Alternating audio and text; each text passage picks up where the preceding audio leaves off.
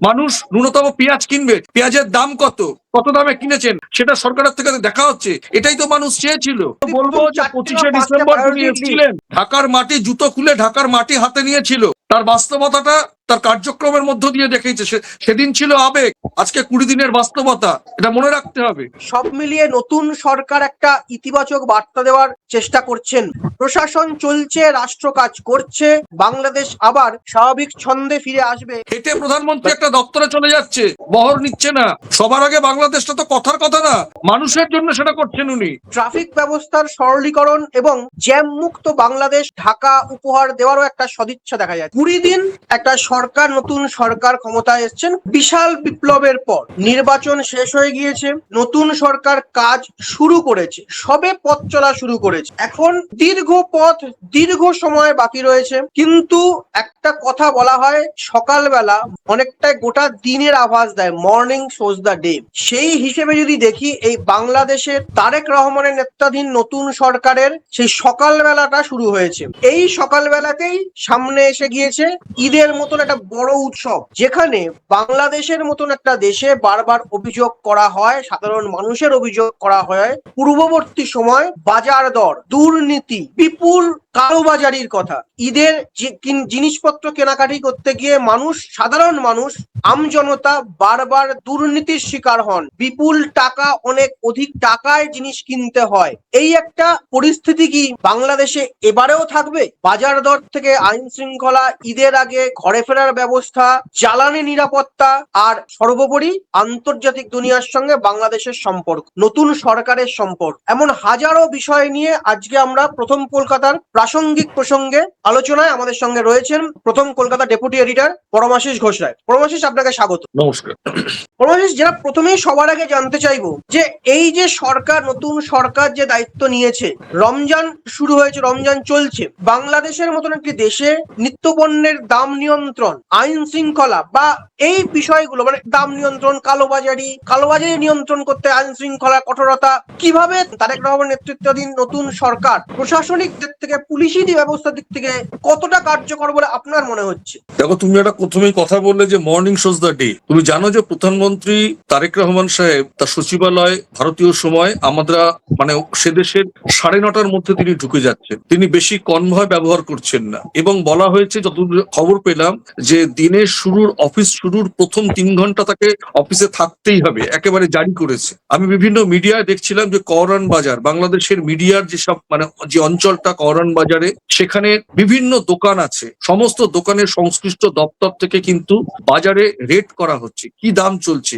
কি দামে জিনিস কেনা হয়েছে আর কি দামে বিক্রি হচ্ছে। এগুলো কিন্তু সমাজ মাধ্যমে বা বিভিন্ন মিডিয়ায় কিন্তু আমরা দেখতে পাচ্ছি। এই যে পেট্রোলে, এই যে মধ্যপ্রাচ্যে যে যুদ্ধ শুরু হয়েছে, পেট্রোল যে লাইন করে কিনতে হবে, একটা রেশনিং ব্যবস্থা করে দেওয়া হয়েছে, যেটা আমাদের ইন্ডিয়াতেও করা হয়েছে, যে 21 দিন অন্তর একটা সিলিন্ডার বুক করা যাবে। এগুলোই কিন্তু একটা সরকারের প্রধান কাজ, এবং তারা আজকে 20 দিন অতিক্রান্ত, মাত্র 20 দিন, কিন্তু সব ক্ষেত্রে আইন শৃঙ্খলা, তিনি নিজে ট্রাফিক রুল ভাঙছেন না। তাহলে সাধারণ মানুষ কি করবে? তাকে তো শিখবে। সে প্রধানমন্ত্রী, সে বেশি বহর নিয়ে যাচ্ছে না, কেননা রাস্তায় জ্যামজট হতে পারে। মানে সকালবেলা একদম ফার্স্ট মর্নিং তিনি অফিসে চলে যাচ্ছেন, মানে রাস্তা ক্লিয়ার যাতে থাকে। যতই হোক, একটা প্রধানমন্ত্রী যাবে, সব ক্ষেত্রে বিদ্যুৎ, সব জায়গাটা রেশনিং এর কথা বলা হচ্ছে। তো এটাই তো বাংলাদেশের মানুষ চেয়েছিল। সবে তো 20টা দিন, সব ক্ষেত্রে বাজার দর নিয়ন্ত্রণ করার জন্য সমস্ত স্তরে সরকারি সংশ্লিষ্ট আধিকারিকরা গিয়ে কি দামে কিনেছে, কি দামে বিক্রি করছে, তা পড়ছি, তার চালান দেখতে চাইছে। এটাই তো একটা বড় ব্যাপার, মানুষ যেন হয়রানি না হয়। ঈদের সময় বাংলাদেশের জিনিস নিত্য প্রয়োজন, আমি সেদিন দেখছিলাম একজন খেজুর 480 টাকা করে কিনে সে 1200 টাকায় বিক্রি করতে চাইছে। একটা মানে অশান্তি শুরু হয়ে গেছে, সেটা সমাজ মাধ্যমে চলে এসছে, সংশ্লিষ্ট দপ্তর থেকে সঙ্গে সঙ্গে সেখানে রেড হয়েছে। এটাই তো বাংলাদেশের মানুষ চেয়েছে, এটা যে সরকার করছে, এটাই তো বাংলাদেশের মানুষের ধন্যবাদ দেওয়ার কথা সেই সরকার। এটাই তো আগামীর বাংলাদেশ। সব ক্ষেত্রে ছুটি বাড়িয়ে দেওয়া হয়েছে, যাতে ঢাকা থেকে মানুষ বিভিন্ন জেলায় পৌঁছে যেতে পারে, গ্রামের বাড়িতে ঈদের সময় পৌঁছে যেতে পারে। সব সেক্টরে এই সরকার দেখছে, এটাই তো চাওয়া, এটাই তো পাওয়া। যদি আপনার কথার রেশ টেনেই বলতে পারি, মূলত ঢাকার ক্ষেত্রে একটা কথা বারবার বলা হয়, মানে সে অতীত দিন থেকেই চলে আসছে, ঢাকার জ্যাম, বিপুল জ্যাম। মানে যে রাস্তাটা 1 ঘন্টায় যাওয়া যায়, সেই রাস্তাটা হয়তো 2 ঘন্টা 2.5 ঘন্টা লেগে যায়। আপনি বললেন যে তারেক রহমান বোধহয় প্রথম প্রধানমন্ত্রী যিনি তার নিরাপত্তার জন্য তার গাড়ির যে বহর সেটা অনেক কমিয়ে দিয়েছেন যাতে তাড়াতাড়ি উনি পৌঁছাতে পারেন বা জ্যাম কমতে পারে। একই সঙ্গে তাকে দেখা গিয়েছে অনেক ক্ষেত্রে হেঁটে বেশ কয়েকটা কাজ করতে যাচ্ছেন। এই যে যাতায়াত পরিবহনের ক্ষেত্রে এই যে তার এই যে জ্যাম মুক্তকরণ বা ঢাকা, জ্যাম মুক্তকরণ বাংলাদেশ, এই পদক্ষেপটা এই নতুন বিএনপি সরকারের ক্ষেত্রে, নতুন তারেক রহমান সরকারের ক্ষেত্রে, নতুন বাংলাদেশের ক্ষেত্রে মানুষ, সেদেশের মানুষ কিভাবে উপকৃত হতে পারেন বলে আপনার মনে হচ্ছে? এর উত্তর তো সবচেয়ে ভালো দেবে বাংলাদেশের সাধারণ মানুষ। ঢাকার রাজপথে যখন কেউ গাড়ি নিয়ে 4 চাকা হোক বা বাসে হোক বা বাইকে হোক, সে অফিস যেতে গেলে যে বাধার সম্মুখীন অতীতে হয়েছে আর এখন যত স্মুথলি চলে যাচ্ছে, এর উদাহরণ এবং এই বিষয়টাকে আলোকপাত তো বাংলাদেশের সাধারণ মানুষ করবে এবং বাংলাদেশের সাধারণ মানুষ সেটা উপলব্ধি করছে। সড়ক পথে 207টি হাইওয়েতে জ্যাম মুক্ত করার জন্য পয়েন্ট তৈরি করা হয়েছে। এটাই তো বাংলাদেশের মানুষ চেয়েছিল। এটা তো নতুন করে এটাকে ভালো বলবো না মন্দ বলবো না কিভাবে এটাকে সাজিয়ে বলবো, এটা তো বলার বিষয় নয়, এটা দেখার বিষয়, উপলব্ধি করার বিষয়। আজকে যে জিনিসটা হওয়ার দরকার ছিল জ্যাম মুক্ত করার জন্য প্রাথমিক স্তরে যা যা করণীয় সবই তো তিনি করছেন, তাদের সরকার করছে।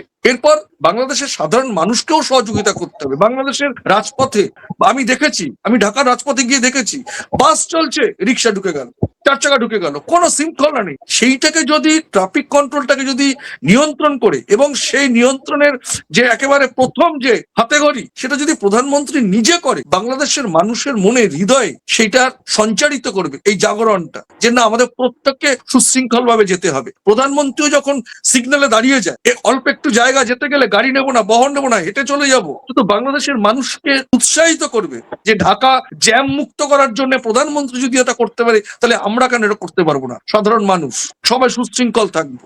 অবশ্যই এটা ধন্যবাদ পাওয়ার যোগ্য এবং এটা একটা সদর্থক ভূমিকা সরকারের বা প্রশাসনের। আপনার এই কথা শুনেই মনে পড়ছে, আমি যখন গত বছর যখন বাংলাদেশে গিয়েছিলাম, ওখানকার বাংলাদেশের ঐতিহ্য, ঢাকার ঐতিহ্য হচ্ছে রিক্সা। সেই রিক্সায় ব্যাটারি লাগিয়ে ব্যাটারি চালিত রিক্সা চালু হয়ে গেছে এবং হাসিনা গভর্নমেন্টের আমলে বিপুল পরিমাণ এই ব্যাটারি চালিত রিক্সাকে তারা অনুমতি দিয়েছিল, লাইসেন্স দিয়েছিল। এর ফলে ঢাকার যে কোনো সড়ক পথ, ব্রিজ, সর্বত্র ভয়ঙ্কর ভাবে রিক্সা চলছে। রিক্সার বিরোধিতা বলছি না, কিন্তু এই ব্যাটারি চালিত রিক্সাকে খুল্লা পারমিশন দেওয়ার ফলে তারা যেখানে খুশি যাচ্ছেন এবং নিয়ম নীতির ট্রাফিক রুল ভেঙে যেভাবে গিয়ে একটা ভয়ঙ্কর জ্যাম তৈরি হয়েছে। এইটাই বোধহয় তারেক রহমানের প্রথম অন্যতম পদক্ষেপ, যে এই জ্যাম মুক্ত বাংলাদেশ, যেমন দুর্নীতি মুক্ত, সেটাই বোধহয় জ্যাম মুক্ত বাংলাদেশ, যেটা আপনি বারবার বলছিলেন, এই জ্যাম মুক্ত বাংলাদেশকে উপহার দেওয়া। এইটা যখন ঈদের সময়, যখন হাজার হাজার মানুষ রাস্তায় নামেন উৎসবের মেজাজে, তখন একদিকে যেমন কালোবাজারি ছিল, একই সঙ্গে রাস্তার জ্যাম, একটা ভয়ঙ্কর পরিস্থিতি বাংলাদেশ গোটা দেশময় চলছিল। এই জায়গাটা উনি 20 দিনের মধ্যে, এখন অনেকটা পথ বাকি আছে, চলার বাকি আছে, আরো নিশ্চয়ই করতে হবে। একই সঙ্গে এই সরকারের আরেকটি বড় চ্যালেঞ্জ, কূটনৈতিক চ্যালেঞ্জ। ভারতের সঙ্গে কূটনৈতিক সম্পর্ক দৃঢ় করা, আগামী দিন এগিয়ে যাওয়া, এবং ভারতের পাশাপাশি আরো যে তাদের প্রতিবেশী দেশ রয়েছে তাদের সঙ্গেও কূটনৈতিক বাতাবরণকে আরো এগিয়ে নিয়ে যাওয়া, বরফ গলানো। ভারতের সঙ্গে সম্পর্কের বরফ গলানোর ব্যাপারে কি মনে হচ্ছে, কিভাবে এগোচ্ছেন এই সরকার? বিএনপি সরকার কিভাবে এগোচ্ছে সেটা আমরা সকলে জানি এবং বিএনপি সরকার যে ঠিক পথেই এগোচ্ছে তার প্রথম উদাহরণ তুমি দেখলে যে প্রণয় ভার্মা তার পাশে বসে একসঙ্গে ইফতার করলেন। ভারত সরকার যে বিএনপি সরকারের সঙ্গে কাঁধে কাঁধ মিলিয়ে আগামী দিন চলতে চায়, এটা কিন্তু একটা অন্যতম উদাহরণ। গত 20 দিনে ভারতের সঙ্গে বাংলাদেশের সম্পর্কের বাতাবরণের সজীব পর্যায়ে সদর্থক ভূমিকায় যে ভারত এগোচ্ছে তার প্রধান উদাহরণ প্রণয় ভার্মা সাহেব বিভিন্ন দপ্তরের সংশ্লিষ্ট মন্ত্রীদের সঙ্গে পর্যায়ক্রমে কিন্তু আলোচনা চালিয়ে যাচ্ছে। এটা কিন্তু একটা অবশ্যই পজিটিভ দিক এবং বাংলাদেশ বর্তমান সরকার সবার আগে বাংলাদেশ, তাদের যে স্লোগান, তাদের যে বক্তব্য, অবশ্যই আমি তো বলবো সবার আগে বাংলাদেশ। আজকে যদি আমাকে এরম জায়গায় দায়িত্ব দেওয়া হয়, আজকে যদি নরেন্দ্র মোদী সাহেব বলেন ভারতবর্ষের বুকে কোনো একটা জাতির উদ্দেশ্যে ভাষণে সবার আগে ইন্ডিয়া, এটা তো ভুল না। উনি যে কথাটা বলেছেন এটা তো স্বাভাবিক, সবার আগে বাংলাদেশ, সে তো তার দেশকে তো সবার আগে রাখবেই, এটাই তো মানসিকতা হওয়া উচিত। কিন্তু সেটা সমতার ভিত্তিতে সকলের সঙ্গে সুন্দর সুসম্পর্ক বজায় রেখে এবং পররাষ্ট্রনীতিতে তারা যেভাবে এগোচ্ছে ভারত সেটা অবশ্যই পজিটিভ দিক থেকে দেখছে এবং ভারতও বাংলাদেশের সঙ্গে দ্বিপাক্ষিক সম্পর্কের ক্ষেত্রে যেরম ভাবে যে পর্যায়ে সমান দৃষ্টি দিই। আওয়ামী লীগের সময় তারা আওয়ামী লীগের সরকার ভারত সরকারকে যেভাবে সে দেশে উত্থাপন করার চেষ্টা করেছে, যে আওয়ামী লীগের পাশে আছে, আমি আবারও বহু সময় আমি বলেছি ভারত সরকার বাংলাদেশের পাশে ছিল। ভারত সরকার বুঝেছে গণঅভ্যুত্থানের প্রেক্ষাপটটা কি, কোন কারণে, কোন প্রেক্ষিতে, স্বৈরাচার না গণতান্ত্রিক প্রক্রিয়া ছিল, সেটা বাংলাদেশের মানুষ কিন্তু সরাসরি বুঝিয়ে দিয়েছে। স্বাভাবিকভাবে বাংলাদেশের মানুষের ম্যান্ডেটটাকে সম্মান জানিয়ে ভারত সরকার তার দৃষ্টিভঙ্গির বদল এনেছে এবং এই সরকারকে অবশ্যই অনেক সর্বোচ্চ প্রায়োরিটি দিয়ে বাংলাদেশের পাশে থাকার বার্তা দিচ্ছে এবং সে কার্যক্রম কিন্তু চালিয়ে যাচ্ছে। পরমাশিস, মানে যেটা বলার, আপনি যে কথাগুলো বলছিলেন, খুব সাম্প্রতিক সময় গত 3-4 দিনের বিভিন্ন আন্তর্জাতিক বা আরো স্পষ্ট করে বললে ভারত এবং বাংলাদেশের বিভিন্ন সংবাদ মাধ্যমের যদি আমরা খবরের দিকে নজর রাখি, শিরোনামের দিকে নজর রাখি, তাহলেও কিন্তু বারবার গুরুত্ব পেয়েছে ভারত এবং বাংলাদেশ, দিল্লি এবং ঢাকার এই কূটনৈতিক সম্পর্কের বরফ গলার দিকে। যেমন যদি আমরা ডেইলি স্টারের একটি প্রতিবেদনকে নজর রাখি, দিন 2-1 আগেই প্রকাশিত, যেখানে বলছে যে বাংলাদেশ এবং ভারত এই দুই দেশের পারস্পরিক স্বার্থের ভিত্তিতে মানুষ কেন্দ্রিক সম্পর্ক এগিয়ে নিয়ে যেতে দুই দেশ সদিচ্ছা প্রকাশ করেছে। ডেইলি স্টার বাংলাদেশের অন্যতম গুরুত্বপূর্ণ এবং প্রথম সারির একটি সংবাদ মাধ্যম। আবার যদি আমরা টাইমস অফ ইন্ডিয়ার দিকে নজর রাখি, তাদের সাম্প্রতিকতম প্রতিবেদনে আমরা নজর পেয়েছি যে ভারতীয় ভিসা পরিষেবা দ্রুত কার্যকর করার, মানে যেটা বন্ধ ছিল সেটার দিকে কেন্দ্র এগোচ্ছে। একই রকম ভাবে ইকোনমিক্স টাইমসও কিন্তু তাদের সাম্প্রতিকতম গত পরশু দিনের প্রতিবেদনে কিন্তু লিখেছে ট্যুরিস্ট ভিসা বেস চালু করার দিকে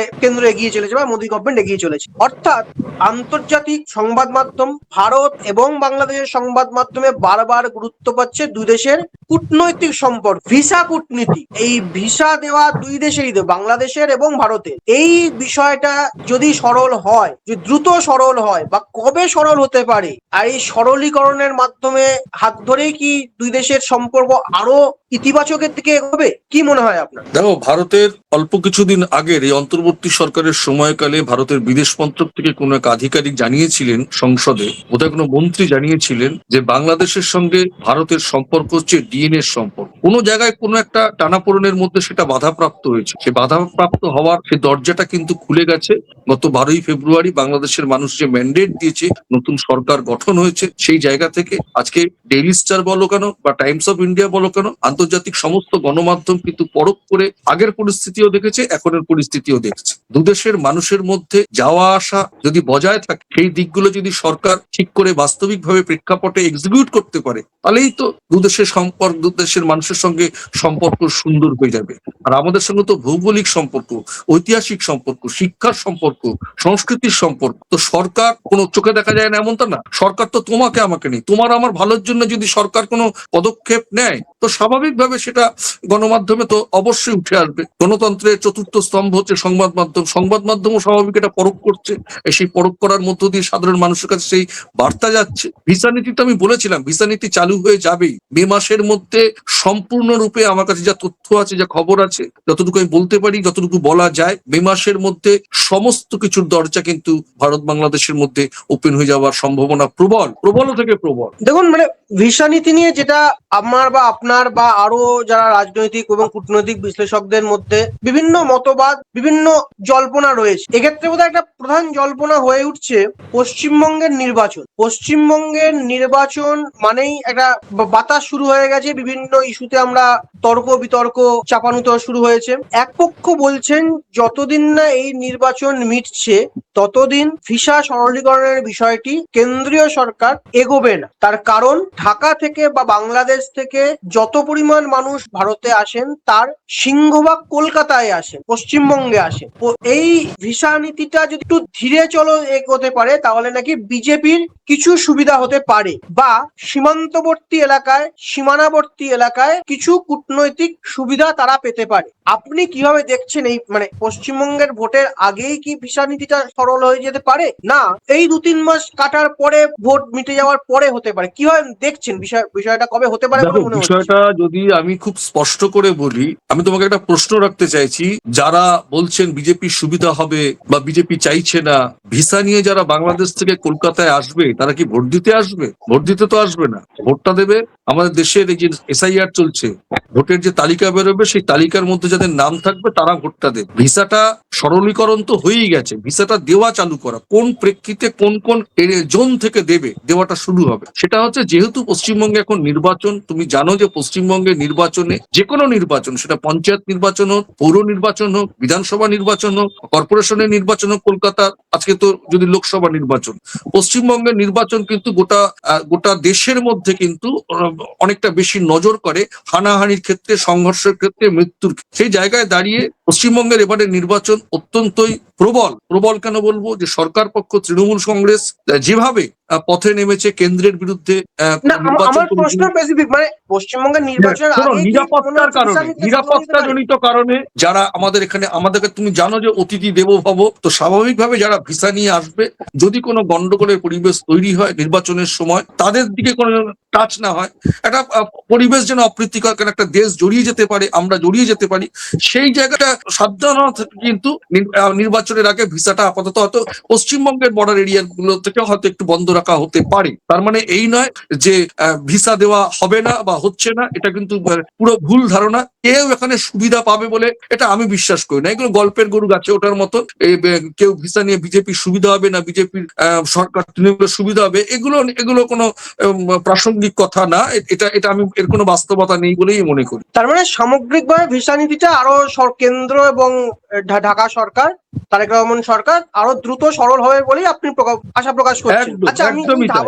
পর্যায়ক্রমে কার্যক্রম শুরুও হয়ে গেছে। আচ্ছা, এবার যদি আমরা সরাসরি আপনাকে জিজ্ঞেস করি যে এই যে 20 দিনের সরকার বা 21 দিনের সরকার ক্ষমতা চালাচ্ছে, একটি রিপোর্ট কার্ড দিন, কিভাবে এই সরকারকে 1, 2, 3, 4, 5 করে নম্বর দেবেন এই মাত্র 20 দিনের সরকারকে? আমি এখনই 100-100ই দেবো। তার কারণ বাংলাদেশে যারা ভোটে দাঁড়িয়ে জিততে পারলো না, তারা আবার একটা নতুন গল্প নিয়ে নেমেছে, ইঞ্জিনিয়ারিং। পররাষ্ট্রমন্ত্রী যাকে করা হয়েছে, আরে ভাই, অন্তর্বর্তী সরকারের যারা উপদেষ্টা ছিল, তারা তো আপনাদের ভালোর জন্য, দেশটাকে এগিয়ে নেওয়ার জন্য উপদেষ্টা আপনারাই তো করেছিলেন। আপনাদের সরকারের প্রায়োরিটি কিরকম হতে পারে? তো হয়েছিল অন্তর্বর্তী সরকার। 20 দিনের সরকার কি করে নিজেদের প্রায়োরিটি ঠিক করে এগোচ্ছে বলে আপনার মনে হচ্ছে? পুরোটাই এগোচ্ছে, এখনো তো কোনো বিদ্রোহ ঘোষণা হয়নি। সমালোচনা, আলোচনা, তাকিয়ে দেখা, সরকারের কার্যক্রমগুলো তো একটুখানি পরখ করতে হবে সব ক্ষেত্রে। মন্ত্রিসভা সদস্যরা প্রথম আলোর অফিসে যাচ্ছে, ডেইলি স্টারের অফিসে যাচ্ছে, তাদের সেখানে গিয়ে সমবেদনা জানাচ্ছে, দেখতে হবে তো। সরকারি আধিকারিকরা মাঠে ময়দানে নেমে পড়েছে, সব জায়গায়, বাজারে। মানুষ ন্যূনতম পেঁয়াজ কিনবে, পেঁয়াজের দাম কত দামে কিনেছেন, সেটা সরকারের থেকে দেখা হচ্ছে। এটাই তো মানুষ চেয়েছিল। তার মানে আপনার কথার রেস ধরে আমরা বলতেই পারি যে এই সরকার, আমি তো বলবো যে 25শে ডিসেম্বর তিনি এসেছিলেন, ঢাকার মাটি, জুতো খুলে ঢাকার মাটি হাতে নিয়েছিল, তার বাস্তবতাটা তার কার্যক্রমের মধ্য দিয়ে দেখিয়েছে। সেদিন ছিল আবেগ, আজকে 20 দিনের বাস্তবতা, এটা মনে রাখতে হবে। মানে এই 20 দিনের সরকার এখনই বোধহয় মানে 100-এ পুরো নম্বর দেওয়াটা বোধহয় ঠিক নয়। পুরো দিন পড়ে আছে, পুরো সময় পড়ে আছে, অনেক কিছু আজকে 100 দিচ্ছি, ভুল হলে আজকে 100 দিচ্ছি, ভুল হলে 70 দেবো, তারও বেশি ভুল হলে 50 দেবো, আবার 10-এও নামিয়ে আনবো। সমান দৃষ্টিতে দেখতে হবে। এখনই সমালোচনার জায়গায় আসেনি। হেঁটে প্রধানমন্ত্রী একটা দপ্তরে চলে যাচ্ছে, বহর নিচ্ছে না। সবার আগে বাংলাদেশটা তো কথার কথা না, মানুষের জন্য সেটা করছেন উনি। একটা মানুষ যেন দ্রুত চলে যেতে পারে, তার যাওয়া আসা যেন মানুষের কাছে বাধাপ্রাপ্ত না হয়, এটাই তো হওয়া উচিত। কে কবে মন্দ ছিল, কে কবে ভালো ছিল, সেটা এখন দেখার দরকার নেই। আমি সামনে কি দেখতে পাচ্ছি সেটা নিয়ে কথা বলবো। মানুষ যাকে সামনে এগিয়ে দিয়েছে, তার চলনটা দেখবো, তার বলনটা দেখবো। একদমই যেটা আপনি বলছিলেন পরমাশিস, যদি এই সরকারের এই 20 দিনের কার্যকলাপকে আমরা 1, 2, 3, 4 করে ভাগ করতে পারি ক্রমিক নম্বর অনুযায়ী, তাহলে হয়তো এই সরকারের প্রায়োরিটিতে বা অগ্রাধিকারে, যেমন বাজার দর, আইন শৃঙ্খলা, বিদ্যুৎ, জ্বালানি রয়েছে, তেমনি রমজান মাসে সুস্থ সুন্দর করে ঈদ পালনের একটা রাজনৈতিক বার্তা দেওয়ারও চেষ্টা রয়েছে। আবার ট্রাফিক ব্যবস্থার সরলীকরণ এবং জ্যাম মুক্ত বাংলাদেশ ঢাকা উপহার দেওয়ারও একটা সদিচ্ছা দেখা যাচ্ছে। একদমই তাই 100% সঙ্গে তারপরে তো সরকার বা প্রশাসন একটা জিনিস সিস্টেমের মধ্যে আনার চেষ্টা করছে। সিস্টেমটা করবে কাকে নিয়ে? সাধারণ মানুষকেও তো সরকারের পাশে থাকতে হবে।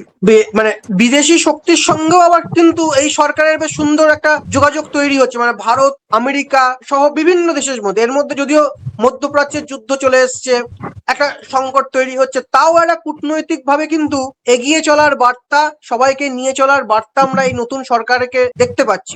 এখনো অনেক পথ চলা বাকি রয়েছে, আরো চলবে, আরো অনেক কিছু ভালো মন্দ উত্থান পতন থাকবে। এখনই কিছু বলার, চূড়ান্ত করে বলার বোধহয় সময় আসেনি, তাও অবশ্যই আমাদের না, নজর অবশ্যই থাকবে। মানে নির্বাচন বাংলাদেশের পরবর্তী বাংলাদেশে যে সব থেকে বড় যে জিনিসটা ফিরে এসছে বলে আমরা মনে করছি বা দেখছি, সেটা হচ্ছে স্বস্তির একটা মানসিকতা। মানুষ শান্তির বাতাবরণ, বাজার নিয়ন্ত্রণের চেষ্টা, ঈদের বাজারে খুশিভাবে চলাফেরার চেষ্টা। আমরা বাংলাদেশের বিভিন্ন কাগজেও, বিভিন্ন ম্যাগাজিনে, বিভিন্ন সাইটে কিন্তু সেই মানে খুশির ঈদের কেনাকাটির ছবি এবং খবর দেখতে পাচ্ছি বারবার ধরে, সাম্প্রতিক এই গত 4-5 দিনের মধ্যেই। একই সঙ্গে জ্বালানি নিয়ন্ত্রণের, দাম বৃদ্ধি নিয়ন্ত্রণের আতঙ্ক, জ্বালানি আতঙ্ক নিয়ন্ত্রণের চেষ্টাও কিন্তু আমরা লক্ষ্য করছি।